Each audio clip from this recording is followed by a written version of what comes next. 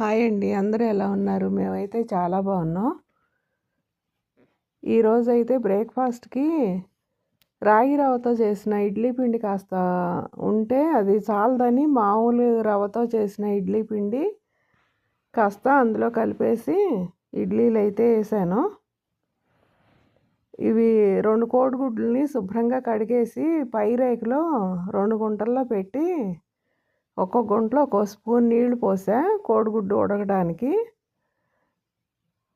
మామూలుగా ఇడ్లీ ఉడికిందో లేదో తెలవాలంటే ఒక ఇడ్లీ అన్నా ఉండాలి కదా, పైన ఒక ఇడ్లీ పెట్టాను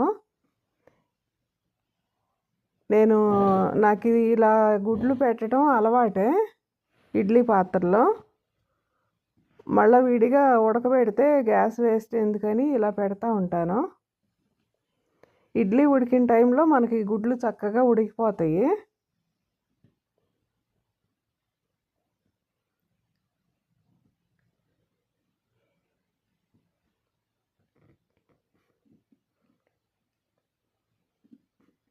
ఈ రోజుకైతే మా బ్రేక్ఫాస్ట్ ఇడ్లీనే.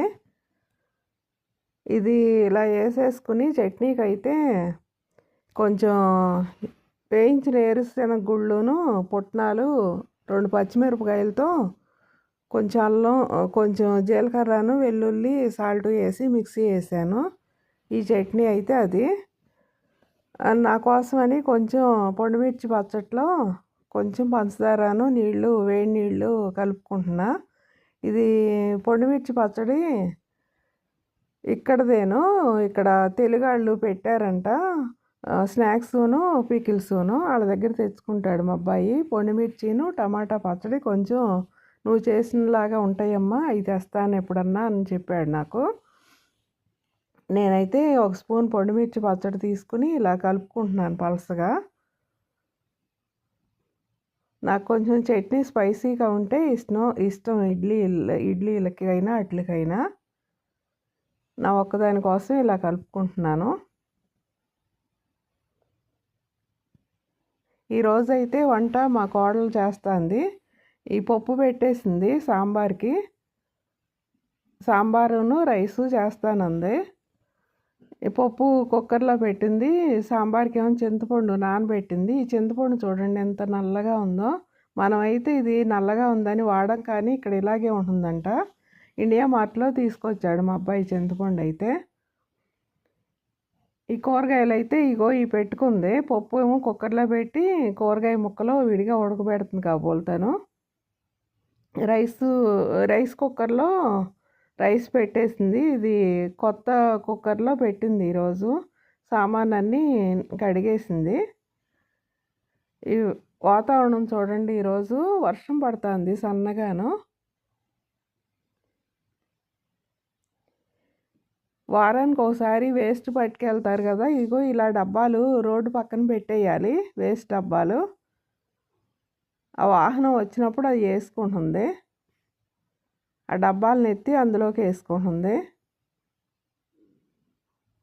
మనమైతే అలా పెట్టి ఉంచుకోవాలి. తర్వాత వచ్చి పట్టుకెళ్ళిపోయినాక మళ్ళీ ఆ డబ్బాలని పైకి జరుపుకోవాలి. చక్రాలు ఉంటాయి వాటికి.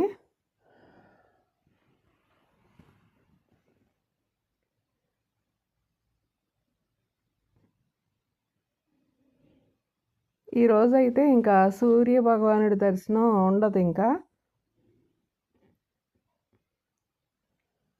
3 రోజులు వర్షాలని చెప్పారంట. అది మెసేజీలో తెలుస్తుందంట.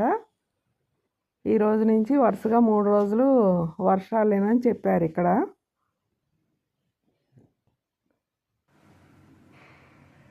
ఇది మెయిన్ డోరు పక్కనే రూమ్ ఇది.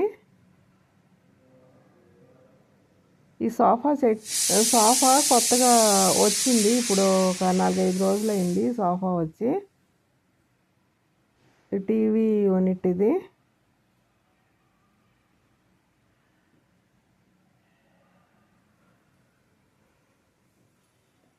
ఈ సోఫా ఇది. పక్కన ఇంకో సోఫా రావాలి కానీ అది రాలేదు.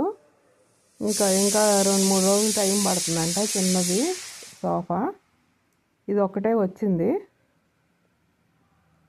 కిటికీలు ఇవి మనం జరుపుకుంటే వెలుతురు వస్తుంది. ఈ చలిగా ఉంటే ఇలా వేసేసుకోవచ్చు.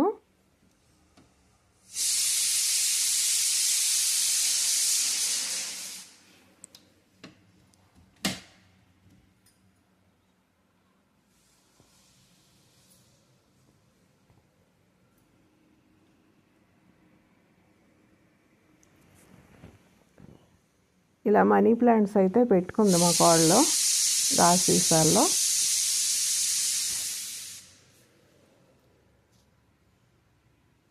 బాయ్ అండి.